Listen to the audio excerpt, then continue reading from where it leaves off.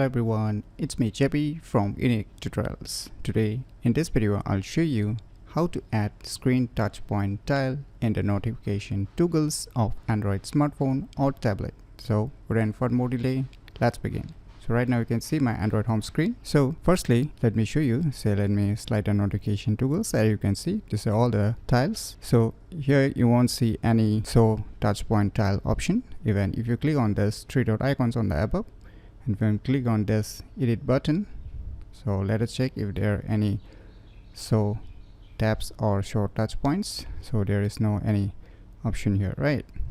So for this, what you need to do is just go to the settings and just scroll down below and just tap on this about phone, and now just tap on this software information and just keep tapping on this build number until you see the developer mode has been turned on. So in my case, you can see it's already being enabled. So if I'm not enabled the developer mode, then just keep on tapping until you see developer mode is turned on. And after that, just move back, and at the bottom you will see your developer option. Just tap on it and just scroll down, and now you will see here one option written quick setting developer tiles.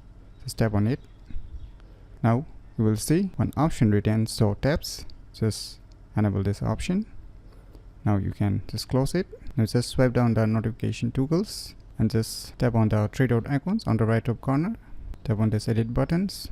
Now you can see here one tile written show tabs. Just tap and hold and just drag it. And once you're done, click on done. So now you can see your screen touch point tile or the show tab tile is being added in the notification toggles of Android smartphone or tablet. So you can just enable or disable from here directly the touch points.